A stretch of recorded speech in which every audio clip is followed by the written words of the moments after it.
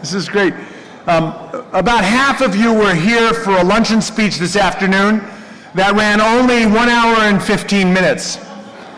And there were a number of questions and a number of other issues I wanted to address in the context of that speech. So I'll just take another hour now to kind of finish off those agendas and then allow you to brief your colleagues who are not here this afternoon. Now, this is one of the coolest parts about being at Babson, and I want to thank you all for joining us tonight to celebrate entrepreneurship at its best. To start off, I want to congratulate Deborah De Santis and Bill Green. Can you just raise your hands?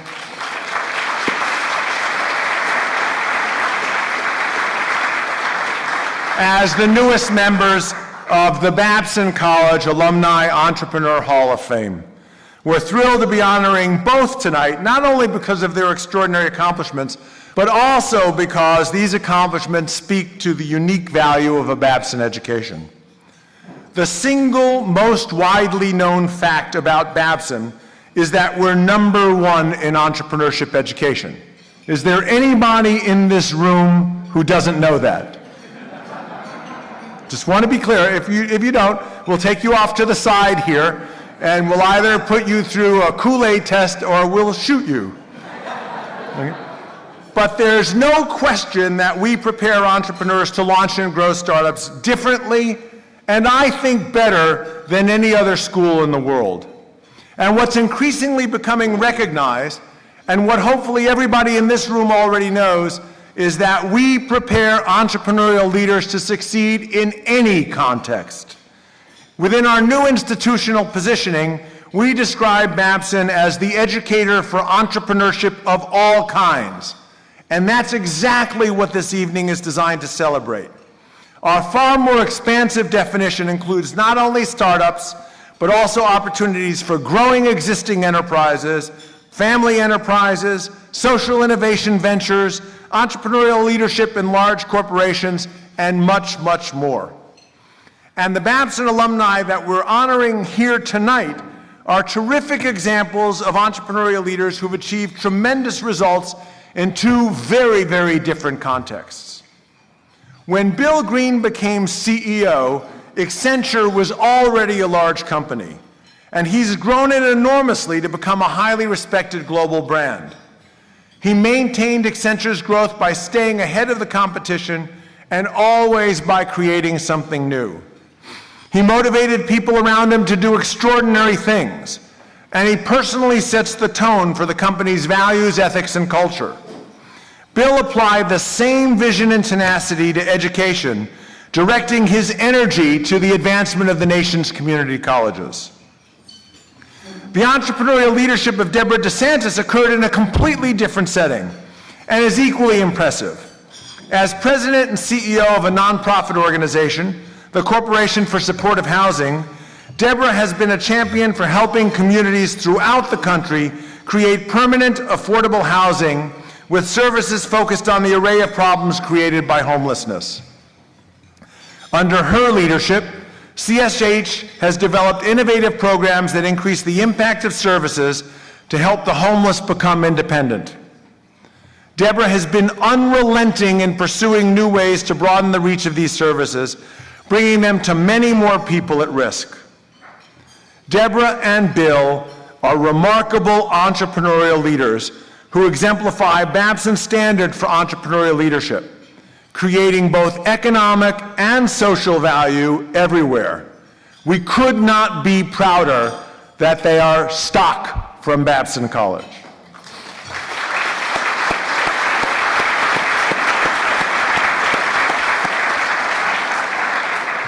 Both Bill and Deborah are constantly giving back, and that, of course, is another hallmark about how Babson defines entrepreneurial leadership. There's no better example of this than the Founders Fund, established in 1995 by Tim DeMello, class of '81, as a way for cash-strapped entrepreneurs to give back to Babson. Little did they know their substitute for cash at some point would have value. Tim and other early members, John Carson, class of '79, an inaugural member of the Hall of Fame, Paul Gass, class of '59, J.D. White, '81, and James Kennefick, '81, wanted to thank this institution for playing such a big part in making their ventures possible. They were pioneers in what became a group of 44 alumni and friends, offering Babson 5% equity in their privately owned ventures.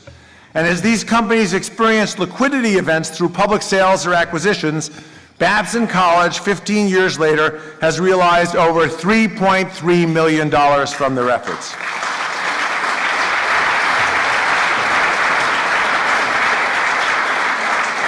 Thank you all for recognizing Babson's role in your success. The folks from the Founders Fund, could you just stand so that we can all recognize you?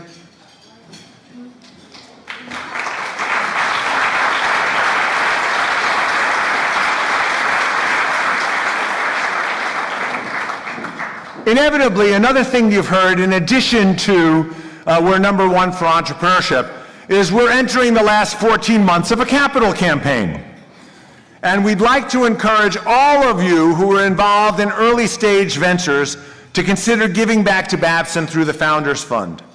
And tonight, we're going to recognize and thank some of the newest members to the fund. What is so remarkable about this group is that some are former members who are pledging stock once again for their second or third venture. And among our newest Founders Fund members, we have several young alumni participating, and even a rising junior who's wasted no time giving back to the college that he perceives was instrumental in providing the tools to help him succeed. I'm going to invite each new member of the Founders Fund to stand. Please hold your applause until everyone is standing, and root for the success of their ventures and a quick and easy liquidation event.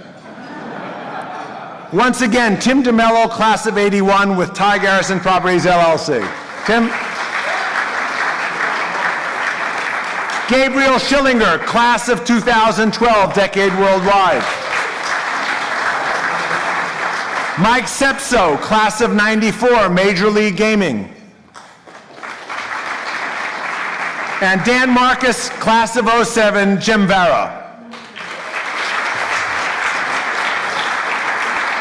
Thanks so much. At our reception beforehand, as you walked around, for those of you that remember the dynamics of FME fairs, we had a fair here where you had the opportunity to see a portfolio of alumni entrepreneurs who are doing Babson proud, and we're calling them our rising star entrepreneurs. These folks have founded or co-founded businesses which are less than 10 years old, have received outside funding but are not yet publicly held, and their products and services are generating great buzz. Please stand as I call your name, and again, I'm asking you to just hold your applause until I'm done telling their stories. First, Jim Poss, Masters 03, Big Belly Solar. Big Belly Solar is an intelligent waste collection system that combines solar-powered trash compaction, efficient recycling solutions, and network management software services into a powerful approach that enables municipalities, universities, and other institutional customers to reduce the operating costs associated with trash collection by up to 80%. Just up to 80%. Megan Shea, Masters 09. Retire Life. Retire Life is a business development tool for aging services providers, sorry about that, aiding them in connecting with caregivers, developing an online presence, and learning about local market insights. Romney Evans, who's representing himself and Jessica Murphy, who couldn't be here tonight, Masters 06, Romney Evans, class of 06, True Fit Corporation, a technology-enabled e-commerce website that matches shoppers to jeans and apparel that best fit each person's unique body shape and measurements. Oh, yeah. Oh, yeah. The women in the room have figured out it's all about how the butt looks, right? And Romney has the secret. He has the secret. Each and any one of you could look spectacular tomorrow. Where's Romney? There he is, okay. Am I telling the truth? And our social mission is that we are combating homelessness one person at You heard it, combating homelessness, one customer at a time. Another good friend, Jeff Avalon, class of '06. A business you probably heard as many times around here as you've heard about Babson being #1 in entrepreneurship. This business is engaged in self-promotion, the likes of which no one has ever seen. It's Idea Paint, which turns virtually anything you can paint into a high-performance dry erase surface, giving you the space you need to collaborate, interact, and fully explore your creativity. There isn't a single bit of business, small business, or entrepreneurial media where I do not see Idea Paint and or Jeff Avalon. And Matt Lozon, Matt, not here tonight. Matt Lozon, class of '07, Gemvara, formerly in its incarnation many of you knew as Paragon Lake, is a revolutionary way to shop for fine jewelry. Choose the gems and precious metals to create your perfect piece. For the gentlemen who are here tonight who appreciate the combating of homelessness through True Fit, the ability to recognize that with a personalized piece of jewelry and to celebrate it with a marking on an Idea Paint wall presents a full Babson entrepreneurial opportunity.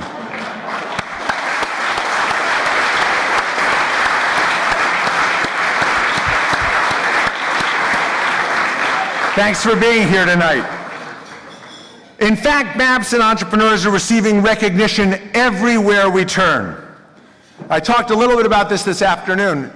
Last year, Bloomberg Business Week asked its readers to nominate the best entrepreneurs under 25. That was the second year they did it. The first year they did it, we had 5. Now, we represent about less than 0.5% of undergraduate business majors, and we're 20% of the young entrepreneurs in America.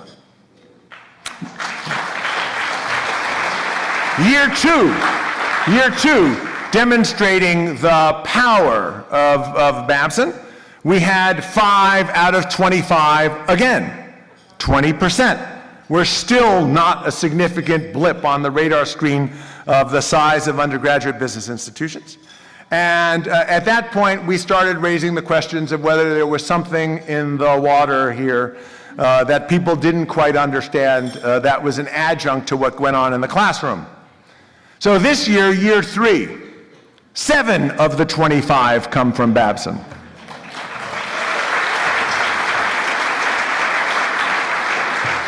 John Shee of Certex, Alexi Asakin of Convasis, Ross Bieler of GrowthSpark, Phil Tepfer and Charles Burgoyne of Live Proud, and Tyler Lowe and Jason Wellmeyer of Prime Time Lacrosse. Now, the winners are going to be announced on October 28th based on the top vote getters among Bloomberg Business Week's readers. So after dinner, just Google America's Best Young Entrepreneurs 2010 vote. Vote early, vote often. Read about the finalists, the other finalists, and their companies, and then vote for the Babson entrepreneurs. And there's more. There's more. I mean, one of the things that these speeches go through 47 iterations because the news comes in so fast. Just yesterday, the final 26 teams competing in the 2010 Mass Challenge were announced. And of course, many Babson finalists among them. Diane Melville, class of 2010 with Scholar Pro. Derek Oley, MBA class of '04 with Zira. And Peter Vandemulen, MBA class of '04 with 7 Solar Technologies. These finalists are going to pitch their businesses to judges who will select 15 winning startups to be announced at a ceremony on October 21st in Boston's Innovation District, and the winners receive up to $1 million in cash prizes.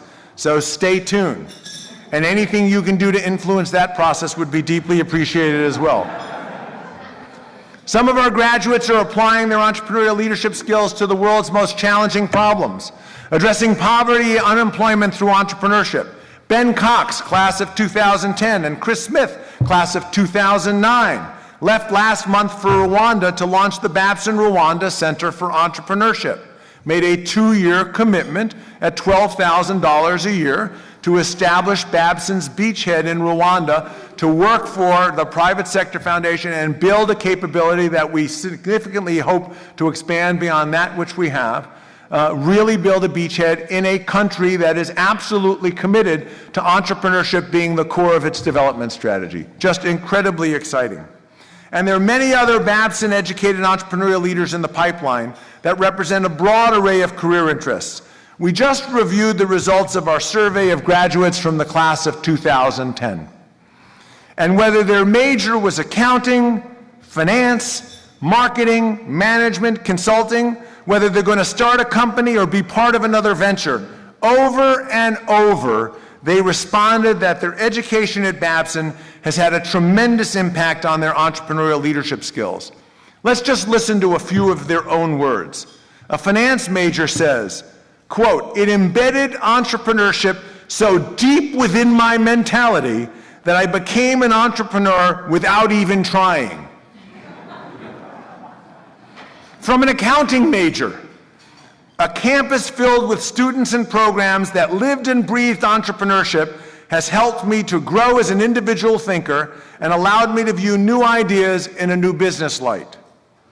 A management major, "It gave me a way of thinking that I felt differentiated me materially from students at other schools." A consulting major, "I feel more confident. I've learned that there is always room to be innovative, even in the smallest of things." A marketing major, "So many students here are working on businesses that the spirit can be infectious. I believe this is caused more by the Babson environment than by the classes or the academics." And from an entrepreneur who created a new venture while at Babson, "I started a business and will be running it when I leave college. It doesn't get any better than that." I want to conclude with these comments because they're a reminder for all of us that our passion for Babson is based on making it possible for today's and tomorrow's students to do what the outstanding alumni we're honoring tonight have accomplished.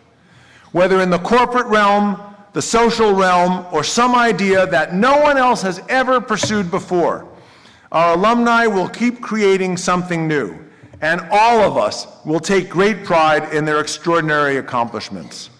Again, congratulations to our winners tonight, and thank you again for being with us.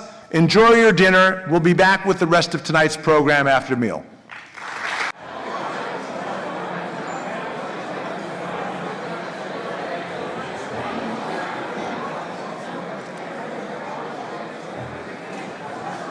I hope you've had a great dinner and great conversation, but want to make sure that we have opportunity to get back to one of the reasons we're here tonight, the absolute conferrals of the Alumni Distinguished Awards.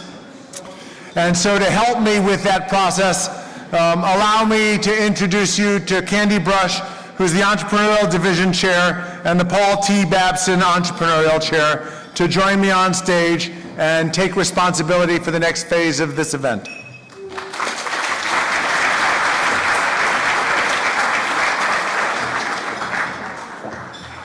Thank you. Well, good evening, everybody. It's wonderful to see you all here, and it's wonderful to see so many of our former students, our alums, our friends of Babson, trustees, faculty, staff, all of these wonderful people here, so I hope you've had a great evening.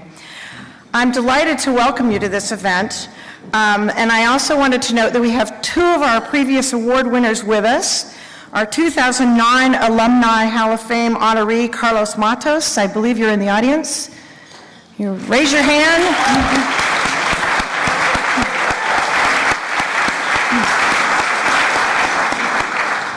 Carlos is founder and president of Hyundai Colombia and the exclusive distributor and importer of Hyundai Motor Company Korea.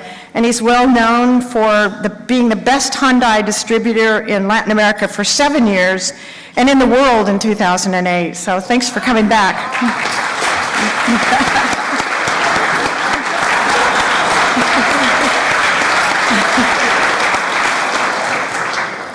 And also in the audience, we have 2008 Alumni Entrepreneur Hall of Fame honoree, John Carson. John, are you here? Not here tonight. Okay, well, so I will tell you about him anyway. He's a serial social entrepreneur and chairman and CEO of Bidding for Good, which is a leading online charity auction platform. So if you haven't been to the website, go there. You've heard a lot about the words entrepreneurial thought and action, haven't you? Maybe? Okay. Well, a significant part of entrepreneurial thought and action, or as we affectionately call it, ETA, is the concept of acceleration. And accelerating has to do with accelerating entrepreneurship around the world, accelerating the learning of students and development of their ventures. In fact, President Schlesinger talked about our rising stars who are accelerating their business ventures. The Arthur M. Blank Center has just launched a Babson Venture Accelerator. And the concept of the accelerator is that it's available to all Babson students, and it's based on the premise that students wishing to be involved in any entrepreneurial activities need different mentoring, space, and resources depending upon their level of development. We have 120 students participating in this co-curricular program right now, and we only started it in September. The accelerator has 3 levels. The first level is exploration, where students explore opportunity spaces and create and discover opportunities to shape. And this is about feasibility and assessment and testing ideas. Level 2 is called pursuing.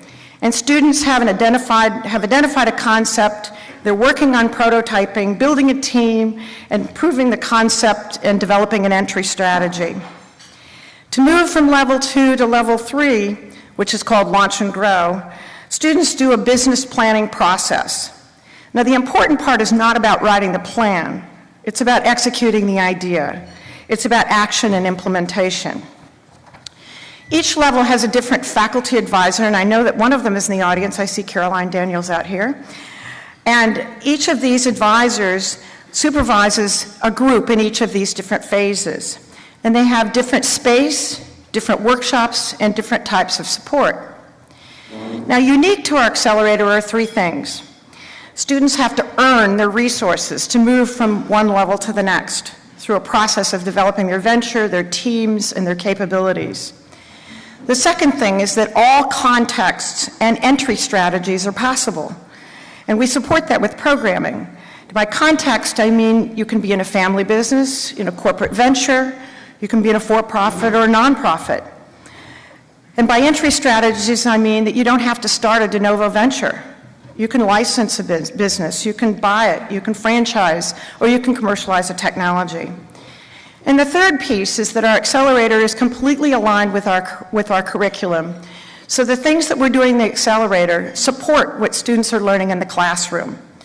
And it's also aligned with our major research projects. You may be familiar with our Global Entrepreneurship Monitor that looks at nascent businesses around the world and how they grow, or our Family Enterprising Project, better known as STEP, the Successful Transgenerational Entrepreneurship Project. I have trouble remembering that. It's so many words, but STEP is easier. And so we work to accelerate student learning and venture development. The skills, methods, and tools of ETA are learnable and provided in our accelerator. And the concept of acceleration is particularly pertinent when we think about our 2 honorees this evening. I'm very pleased to introduce our first honoree, Deborah De Santis. So if you please come on up.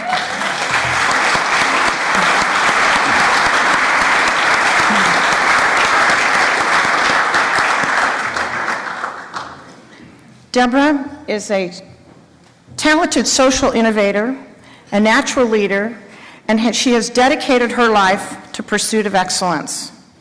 You followed your entrepreneurial vision to work for the greater good.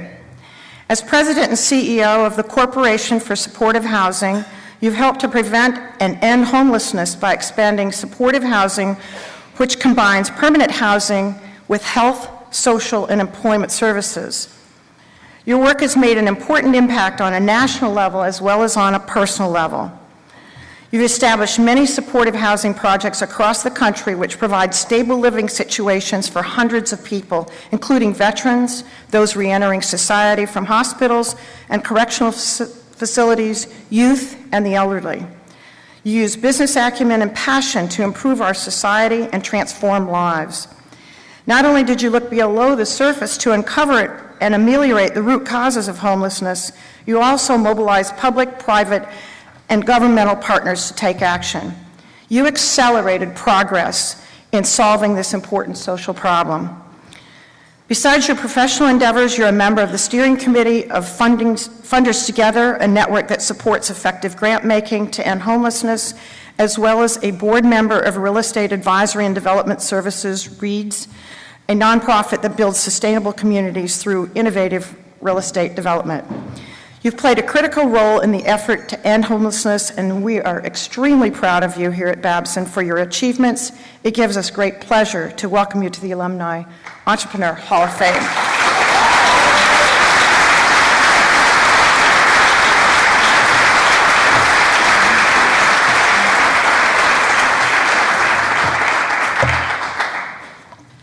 Thank you so much, Candy, for such a generous introduction. And thank you, President Schlesinger, the Babson Boards of Trustees and Overseers, and the Babson community for bestowing this honor upon me. Being recognized by my peers from an institution that influenced my adult life so significantly and for whom I have tremendous, tremendous respect and admiration is a humbling experience.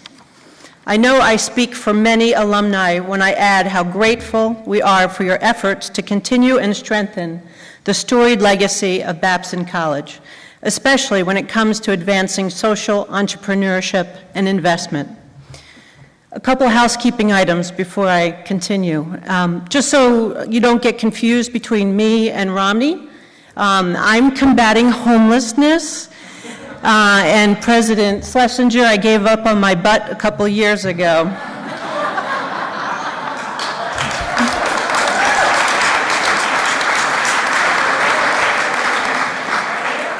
And a little secret, the last time I stood on the stage at Knight Auditorium, it was with my Sigma Kappa sorority sisters. We took second place in the air guitar competition. And I'm proud to report that the smell of beer is not here tonight. I must be honest and tell you that when Carol Hacker sent me an email to convey President Schlesinger's interest in inducting me into the Alumni Entrepreneurial Hall of Fame, I thought it must be spam. I had to read it several times before I was convinced it actually was the real thing. And once I got past my self-doubt, my brain immediately went to thinking about what a wonderful opportunity this would be to thank Babson for equipping me to take on one of the greatest social ills confronting our country, and to talk about how proud I am to have hailed from a college that places value in and devotes resources to social entrepreneurship. Oh, so many years ago, when I was deciding where I was going to go to college, I was actually torn between going to film school or business school. I couldn't decide if I wanted to be the next Steven Spielberg or CEO of a Fortune 500 company. And my very wise mother sat me down and she said, "Debbie, I don't see you being a starving artist in California. You need to go to business school, and when you finish business school, and you still want to be a film director, fine. But you will always have something to fall back on." So I guess in many ways, 25 years ago, I was destined to take what was considered a less traditional path upon graduation. But in pursuing a less traditional path and running a national nonprofit focused on ending and preventing homelessness, I am constantly reminded and bolstered by what I learned and what I experienced at Babson. The importance of applying sound business principles, attracting the strongest workforce, and having a good sales pitch. In communities across the country, people are living on the street and in shelters. They have been homeless for years, what we refer to as chronic homelessness. Many of them suffering with multiple medical, mental health, and behavioral problems, mostly ignored and considered in some quarters to be unsalvageable. The chronic homeless had been written off by governments, business interests, and charitable groups for decades. Where too many have seen an intractable problem, we at CSH have seen an opportunity to improve people's lives. We have changed the homelessness paradigm by being clear. It is no longer acceptable to manage the problem of homelessness. Now we must end it. And our solution is actually quite elegant in its simplicity. Get someone into housing, connect them to services, and inevitably their health improves, they rely less on emergency services, and employment is a viable option.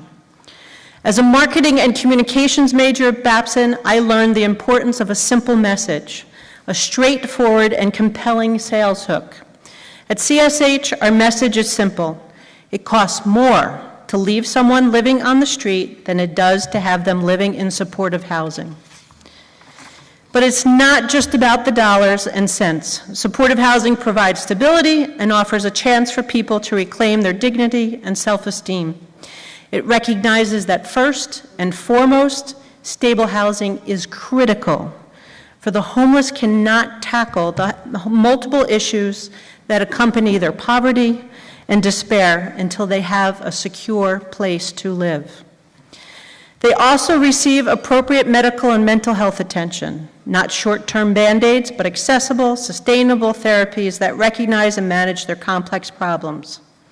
Many programs already exist in the community, but supportive housing means better focus, collaboration, and coordination among the various agencies within and between systems.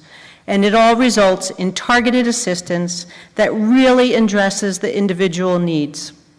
A permanent, affordable place to live, plus continuous case management, medical care, mental health treatments, and often job training, that's supportive housing. And we at CSH, we know it works because the numbers tell us so, and the stories tell us so. In many places, I tell the story about a gentleman I had the great fortune to meet. His name was Ted, and he lives in supportive housing in Maine. When Ted was 5 years old, he was taking care of his two sisters because his mother was battling with substance abuse. When Ted was 10, he and his sisters were split up, and they all ended up in foster care.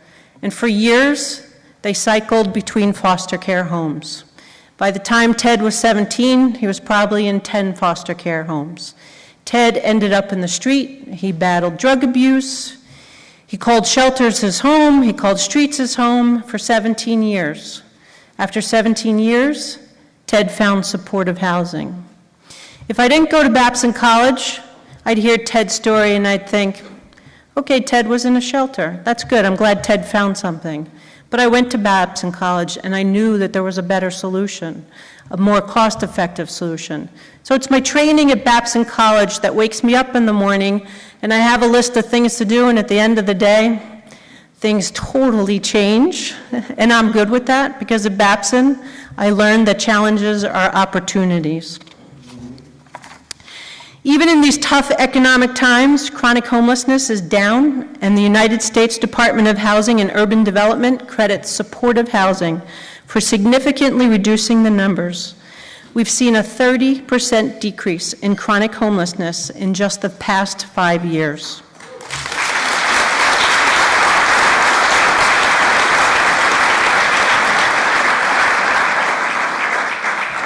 But I know that even with a clear message and sound business principles, an organization is destined to fail if it doesn't have a strong workforce.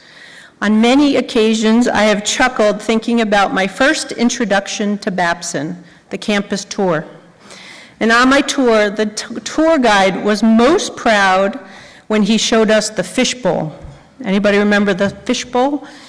I think of students on campuses being introduced to the fishbowl and I think of students on other campuses being introduced to a fishbowl and thinking how they would feel very uncomfortable. And I think about the Babson student who, when first introduced to the fishbowl, feels a rush of excitement. At CSH, we hire the people who relish the idea of the fishbowl. So I have the good fortune to work with very talented and passionate people, many of whom have devoted their entire careers to making a difference, and they do. And as you can well imagine, the hours are long, the rewards often not immediate, and the compensation does not always match a person's contribution or worth. I have a friend who does real estate development, and a neighbor of mine asked her what she does, and she said, "I do the same exact thing Debbie does, but I make a hell of a lot more money."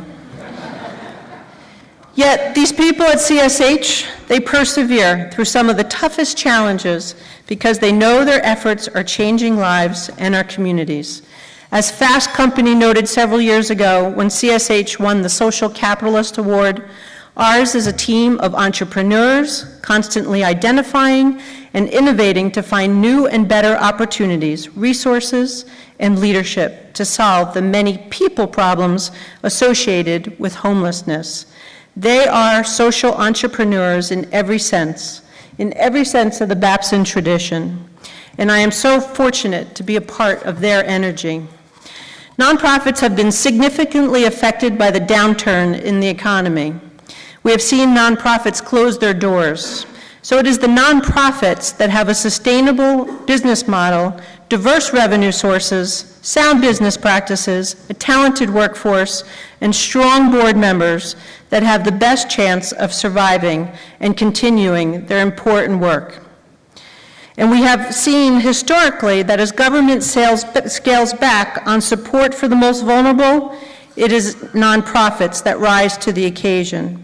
So it stands to reason that Babson, the leader in entrepreneurship education, should be the one to train future leaders of the world's nonprofit ventures and to urge all Babson graduates to invest in improving people's lives.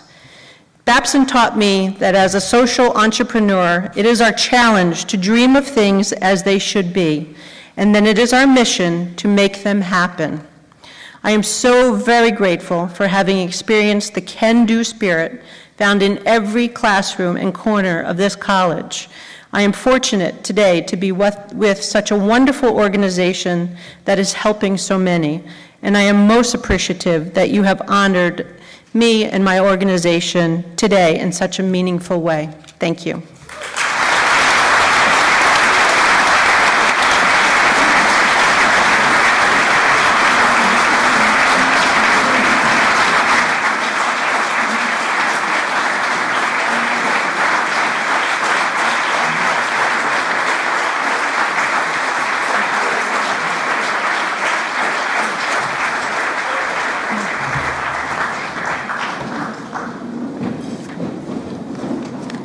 I just want to say that was such an inspirational speech, and I think that it was wonderful that you captured the kind of essence of social entrepreneurship, and so thank you very much for your kind words, and thank you for finding my remarks.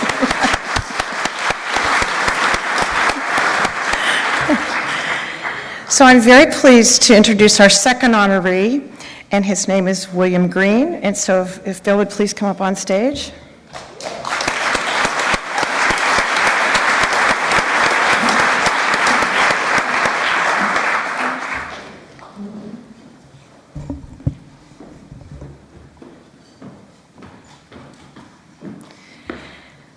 So Bill has 3 degrees from Babson College, 76, master's in 77, and also an honorary degree in 2007. He is a gifted businessman and a visionary leader. You are committed to growing companies around the globe. As chairman and CEO of Accenture, you led the firm to become a top global management consulting and technology services and outsourcing company while helping your clients become high-performance businesses and governments. Your strong dedication, superior client engagement skills, and high standard of ethics are well-known and well-respected. Throughout your career at Accenture, you showed your talent as a manager and leader, developed talent, and empowered those around you. You personify Accenture's commitment to delivering the highest quality services to clients around the world.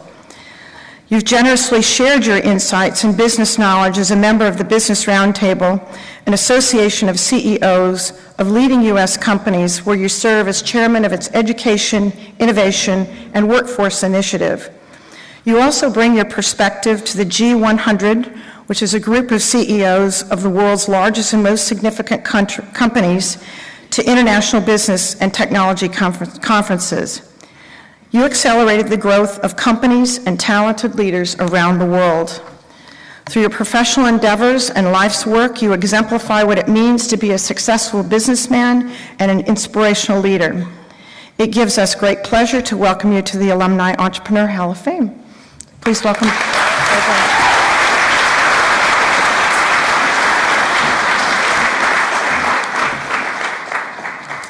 I'm delighted to be here. Thank you very much. And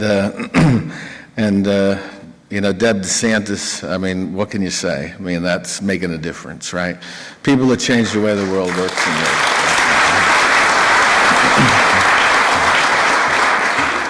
You know, Babson's been an important part of my life. You know, I'm a plumber's son from Western Massachusetts. I didn't take SATs, PSATs, ACTs, or any of that stuff. Today they call it a gap year, but back then they called it finding yourself. And I'd been in the night auditorium once before, I think sitting way up in the dark, up in that second deck there. So it's astonishing for me to have a chance to be here and to be recognized, and it's more astonishing to me that from where I came, but I've never forgotten how I got started. And this is a very special place. It's very special to me for a lot of reasons. One is I met my lovely wife, Kathy, here, who's right there at the table. And Craig Benson, I talked on the phone, and he didn't really give a damn that I was getting an award tonight, but he tended bar with Kathy at the Beaver Brow, and all he really cared about was coming down to see her. So I've always wondered about those two, actually. What are you going to do, right? I think the thing that's special about Babson is this. I mean, education is critical, but Babson, there's a lot of schools that educate. What Babson does is it energizes and inspires. And to be an entrepreneur, you can't just have the education. You got to be energized and inspired. And I think that's in the DNA, that's in the bloodstream of the place, and you can't help but come here and feel that and feel good about it. I remember when I graduated from Babson, I went to West Dennis Yacht Club on Cape Cod, which is what you did back then, and then it was October, it was cold, and I said it's time to get a real job. So I started badgering a person who had gone to Babson before me, who at the time worked for my company, Carl Kilmer. Carl's out here somewhere. Where are you, Carl? There you are, right in the middle. Carl's a trustee, a graduate, and a parent. And finally, to get me off his case, he said, meet me at this bar in Springfield, Mass. And several Heinekens later, I had a job at what is today Accenture. So keeping the relationships and the alumni and looking out for fellow Babson people is incredibly important. But I want to say this because Carl went here a generation, at least, before me, if you don't mind me saying that, Carl. But on my first day at work, you know, he said to me, he said, even though we're a big company, we're really a collection of sole proprietors and small businesses all flying in formation. And this is why, you know, you can bring the entrepreneurial spirit to what today are big companies and make a difference and make change happen. And the second thing he said to me is, people that are successful here always ask for help. And so I think he learned those things at Babson. He mentored me when I was a young person, and I've never forgotten that advice, and it has served me incredibly well. Today we sit as a company with 205,000 employees. We hired 64,000 people this last year, 7,000 in the United States.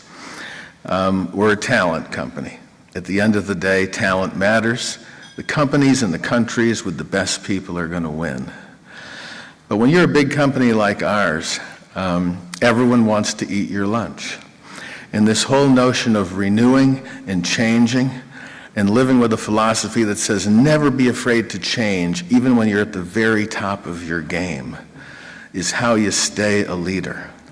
And that requires an incredible amount of entrepreneurial thinking, innovation, courage, judgment. And I think, I remember many times when the dot-com era, we were a big company then, and there were all sorts of dot-com startups, and we didn't have nose rings, we weren't hip and cool and edgy, we were kind of a big, boring company. But we grow the size of many of our competitors every year, right? We grow the size of entire countries' GDPs every year.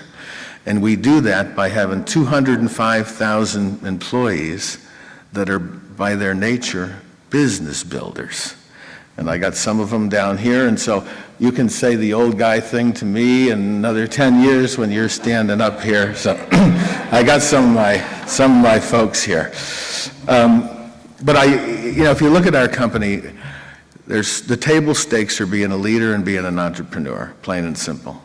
Right? It's not about functional knowledge necessarily. You can do anything you want in our company, but you have to have those two things. And I think we have a history of leveraging people from Babson. The person that Carl worked for in his early days was also from Babson. And there's a heritage in our company because Babson's a place where we get great talent. But I think the other thing we get here is people of character. Because character at the end of the day is what matters. People that have confidence, principles, and values to do the right thing. People that will make sure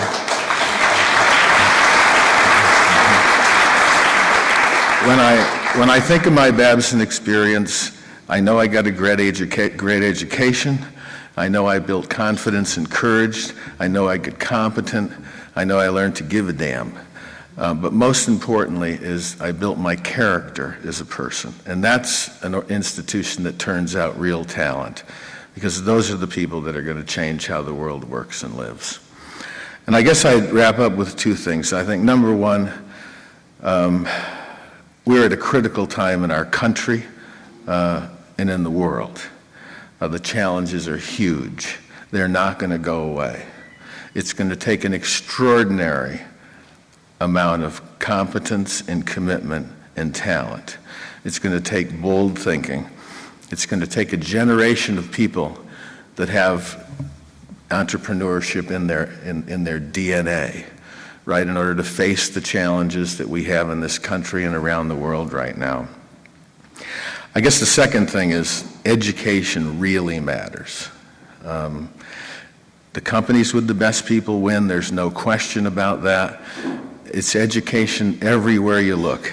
And I think there's a lot of things that I try to do to advance the agenda on making sure people get a chance to learn and grow. I think Babson has a very special role in that.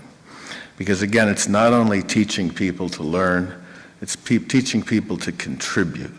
And at the end of the day, what's going to save us in many ways is a generation of people that see the future with confidence and see it with resolve and believe that we can have a better world and take what they've learned at institutions like Babson and put them to work on behalf of changing how the world works and lives. So I am absolutely honored and delighted on behalf of Kathy and I and our family.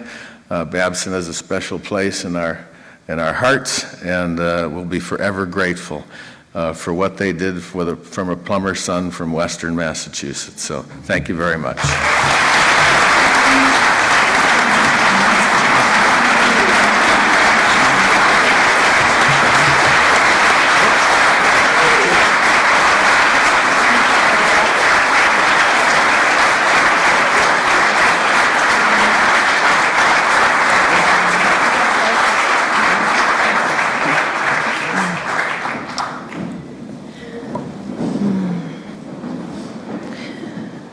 Thank you very much, Bill. I think it's always inspiring to hear someone who has such perspective. I mean, the size of your organization, you are a true corporate entrepreneur, so you're a great role model for many of us. So thank you very much for your remarks and congratulations. So this brings our ceremonies to a close. I hope that you've enjoyed the evening. I think it's just wonderful that we're celebrating both a social entrepreneur in Deborah De Santis and a corporate entrepreneur in Bill Green. I think it really does go to the point of entrepreneurship of all kinds. And so I hope you take this with you. I hope you have a wonderful evening, and thank you very much for your time.